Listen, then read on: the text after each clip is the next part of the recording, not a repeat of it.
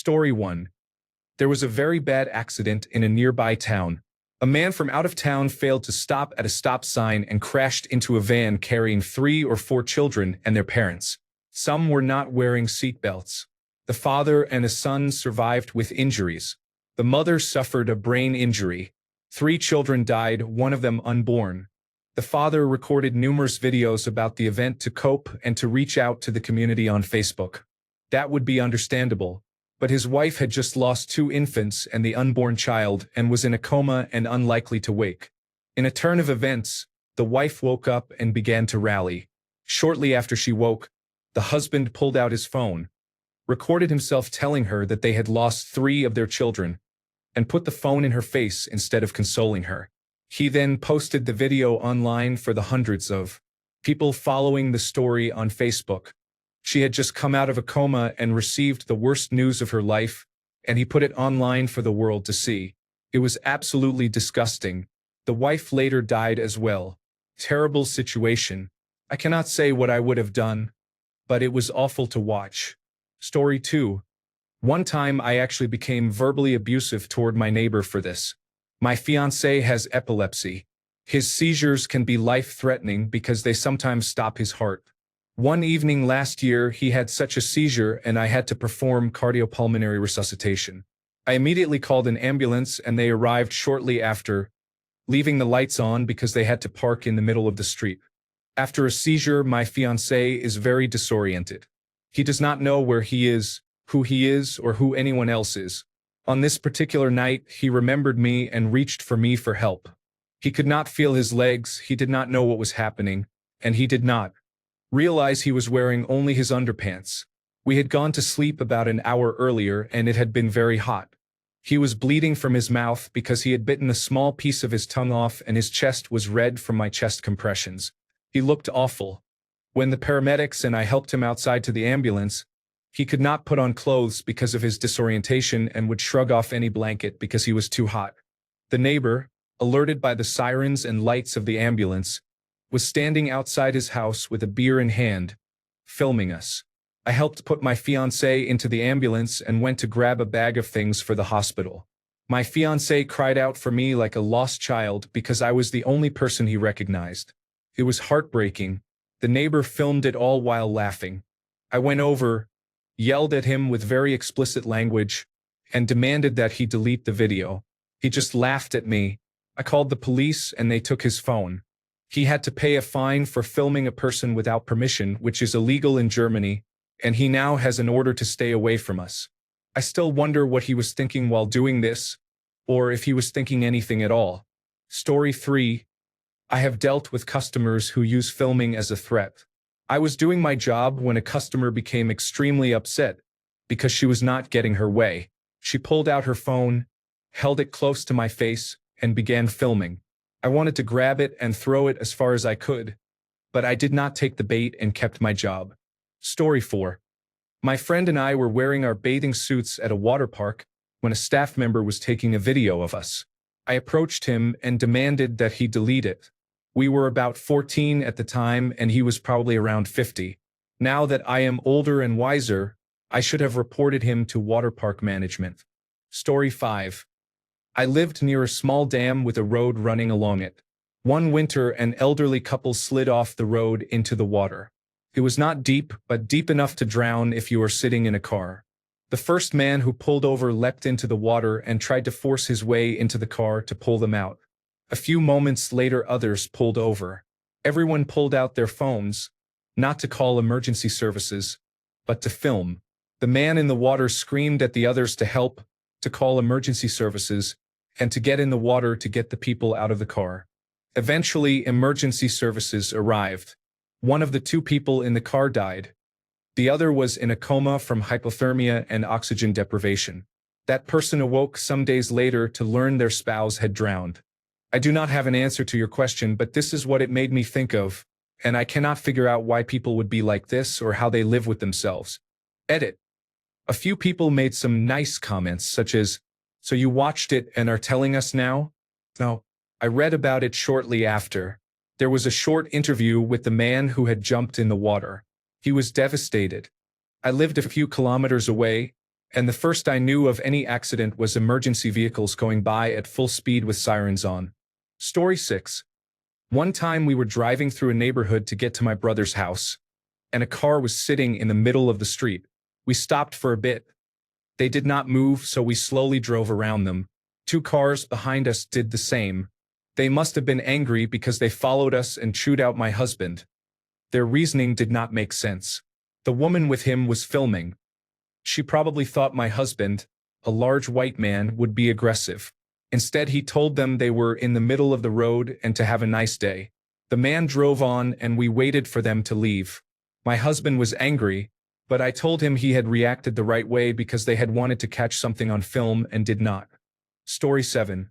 When I performed first aid at my last job, the person who pulled out their phone to film was the one designated to call 911 and wait for the ambulance. I would take the phone, dial 911 on speaker, hand it back so I could speak, and then say, "Okay, go wait for the ambulance and bring the paramedics here." They were usually so distracted that when I grabbed the phone they had no chance to object. That made sure someone would meet the paramedics and the person filming would stop. Don't be that person. Nobody respects you. Story 8. A woman posted a few weeks ago that she was trying to return an item to a baby supply store, and they kept offering her store credit.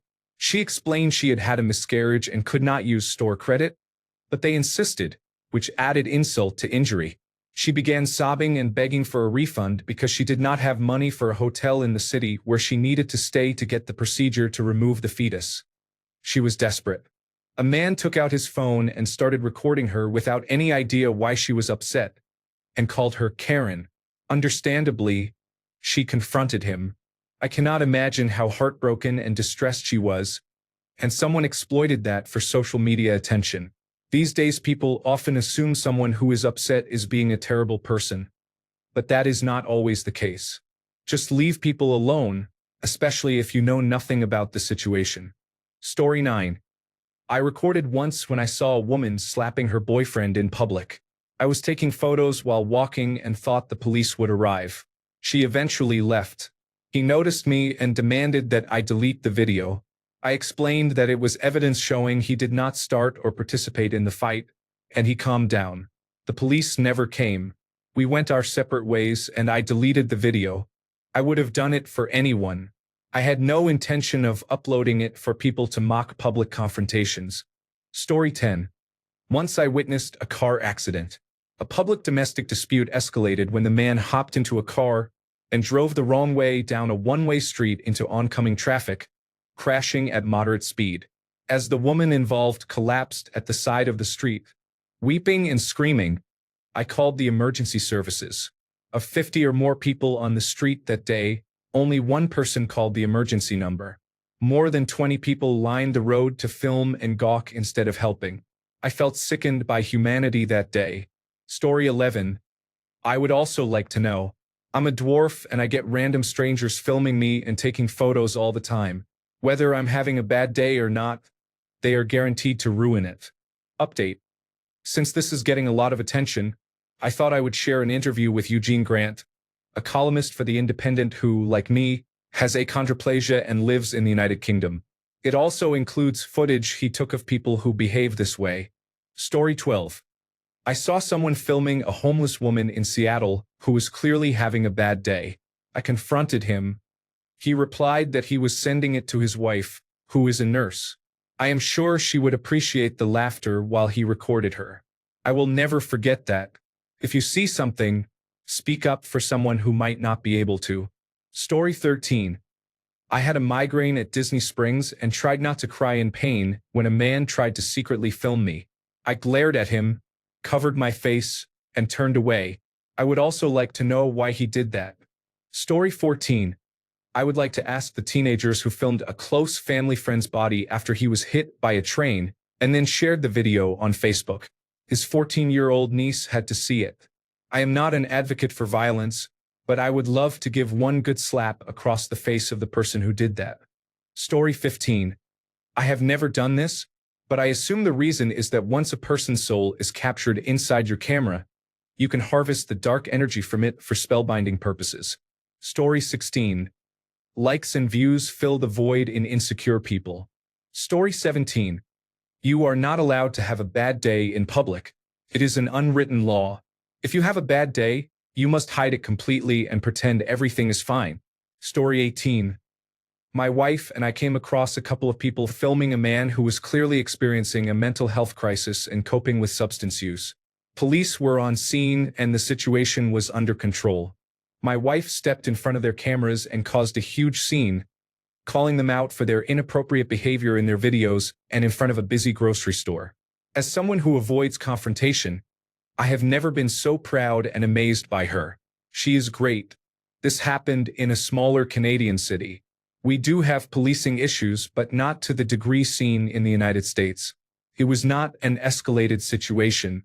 The man was having an emotional breakdown and was not acting extremely erratically. They walked away ashamed, and there were plenty of witnesses present, so video footage was unnecessary. Story 19. People realize that if their own life is miserable, they can feel better about themselves by seeking validation from others. Story 20. I used to work in a mall. A man was clearly having a psychotic break or drug-induced paranoia. Security stopped him. He said people were chasing him and he had to get away. They made no attempt to intervene and just followed him around the mall. He then jumped over a railing and stood on the ledge overlooking the next floor, about 30 to 40 feet below. A huge crowd gathered and began filming him. It was the most pathetic display of humanity I had seen in a long time. Imagine thinking people are chasing you and then having 100 people with their phones out filming you. He ended up falling or jumping. I did not see. I went to the back of the store where I worked, but I heard an awful gasp from the crowd when he fell to 30 feet, followed by screaming. Everyone in that mall who took the time to film and stare at him should have felt deep remorse, but I do not think many of them did. Story 21. I've never understood why the first response to anyone else's tragedy would be to take out your phone and record it. Story 22. I think it is wrong to film strangers, period. It is especially wrong when they are having an obvious mental health breakdown. Why compound someone's suffering by sharing their lowest moments for the world to see and for all posterity? Story 23. I live across the street from the Harlem equivalent of the Westboro Baptist Church. Their sign posts all kinds of offensive messages every day, and they blast their sermons loudly. I constantly have to explain this to my 4 kids, which is more than a nuisance. One day, while walking with my 3 boys to the park, one of my dogs urinated about a quarter cup on the public sidewalk. A member or employee of that organization began screaming and swearing at me, yelling that my dog can't pee on a church, motherfucker. She was yelling in front of my children and told me I needed to pour water on the urine. I said her little hate group was cute and that if I could teach my dog to urinate sideways on her church, I would. She began taping me at that point. I wished her well, said that love is love, and asked her not to yell and curse in front of my young children. I'm not sure what she hoped to gain by taping me. It was not a bad day, just a rude group and a rude woman, but I thought I'd share. Story 24. If you do it to retail workers who cannot retaliate or leave without losing their jobs, then fuck you and die. Story 25. Some absolute shit, lowest tier human, saw my friend struggling with her high-needs autistic little boy who was having a meltdown and, unfortunately, had learned some swear words at school. My friend was in tears in the street, and this wanker was filming and laughing from his van. Whoever you are the actual worst. Story 26. My brother and I had a huge argument because our parents had just divorced. Without my knowledge, he filmed me while I was screaming and sent the video to everyone on his contact list. We get along now, but I will never get over it. Story 27. People are entitled assholes. I have a friend who is almost agoraphobic, and one of her fears about going out is having her picture or video taken and ending up online. Social media was a mistake. I know it is ironic that I am posting this here. Story 28. I would like to know why some people made entire blogs devoted to these photos. One year I went to an anime convention in a homemade gothic Lolita cosplay that I was very proud of. It took me weeks to restitch extra lace onto a dress I already had. I spent hundreds on accessories and I was proud to finally let my friends see it. I found an ugly photo of me, mid-laugh, with chocolate on my face from a donut. There were paragraphs of comments calling me disgusting. I was only 15, about 5 feet 1 inch tall and over 300 pounds. I understand I was large, but I was just a kid trying to have a fun time with friends. Instead, adults posted a blog with explicit sexual comments about me. Story 29. I can see the merit of filming someone's bad day if they are taking it out on service industry workers and so on. Story 30. I will always remember when a group of girls took pictures of my backside while they were behind me in line at a gas station.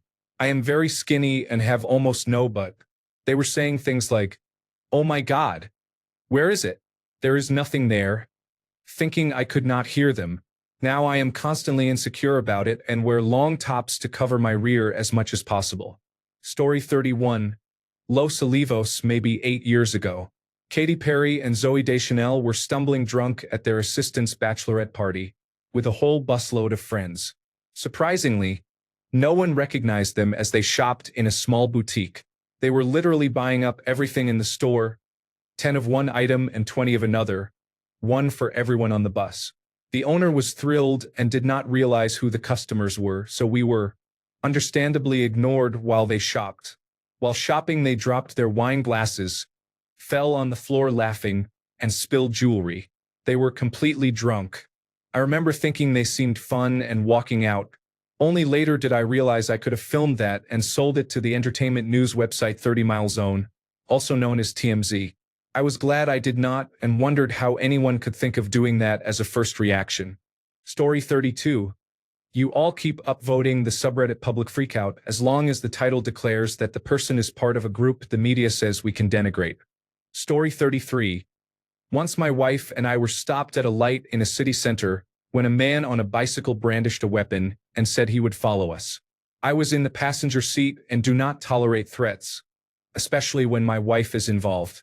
I got out, disarmed him, and incapacitated him. Several dozen people stood around recording, but no one tried to intervene. I realize a weapon was involved and I am a rather large person, but I was upset that everyone was filming instead of trying to stop the altercation. It may have been safer, but no one even shouted stop. They just recorded. Do not do what I did. The assailant went to jail, but I had to appear before a judge to account for my actions. The judge dismissed the case but warned that we had been safer inside the car and could have driven away. Save yourself the trouble. Story 34. I was in a frightening car accident in China a few years ago. A passing truck tipped and fell onto my car. Thankfully, I was driving a well-built vehicle that did not collapse under the weight. By the time I crawled out, many people had gathered and were filming, but no one except the truck driver came to help. Later, I discovered the video had been uploaded online.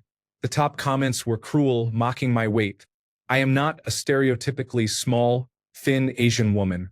It has taken a great deal of self-reflection, but I have come to accept that many people lack empathy and do not consider how their actions affect others. I have also realized that people who attack others online are often dissatisfied with themselves. I no longer take these insults personally. Instead, I try to understand how the society they grew up in shaped their behavior. Story 35. This entirely depends on whether bad day means having a heart attack and receiving cardiopulmonary resuscitation, being hit by a bus, and so on, or whether it means engaging in an abusive meltdown. If it is the former, filming is wrong and the person doing so is acting inappropriately. If it is the latter, filming may be intended to hold the person accountable and to document what happened for the victims so the person cannot later deny it. This is especially important because there is often a power imbalance between the abusive person and the target, and without video, authorities may be more likely to believe the abuser than the victim. Story 36. I am seeing many people record others being racist, violent, or otherwise abusive to create accountability, and I agree that can be invaluable in court or for a report. I often worry how widespread this practice is and that some will intentionally edit footage or take parts out of context for internet points or to harm others. I am not talking about clear cases such as racial slurs or situations that escalate into violence, but about someone who is emotional and whose video does not show whether they were provoked. This does not even address people who fake these situations for attention. My point is that it is not the recording itself that concerns me but what people do with the footage. Internet vigilantes who dox people to ruin their lives, And people who upload doctored videos knowing that will happen are particularly worrying. Social media platforms often repost content that could be years old, and a single video can circulate again and trigger new mobs. I understand the desire to hold cruel or racist people accountable. They should be responsible for their actions. But mobs chasing people based on a single video that will be recirculated later is not the right approach. I do not have any solutions, but seeing people act like piranhas online concerns me. Story 37. It's incredibly disrespectful. I wish it were illegal. They are fame whores who give zero fucks about anyone else. Story 38. People do not admit it, but they enjoy seeing the misery of others. It reinforces their sense of sanity and intelligence when someone else has a meltdown. Story 39. I'm an emergency medical technician. The number of people who take out their phones during vehicle accidents is astonishing. One evening, we had a patient who was dead on arrival after falling from a faulty balcony rail. I saw onlookers start whipping out their phones. I moved my ambulance and parked it to block anyone's view, but that did not stop the people who lived behind the building from taking videos with their phones. The police came and asked them to report to the station and hand over their phones as evidence. The panic they showed in that moment made my day. Good police work. People are disgusting. Story 40. You may need hard evidence if a stranger starts trouble. Thanks a bunch for sticking around till the end of the video. Remember to subscribe, and until next time, stay awesome and goodbye.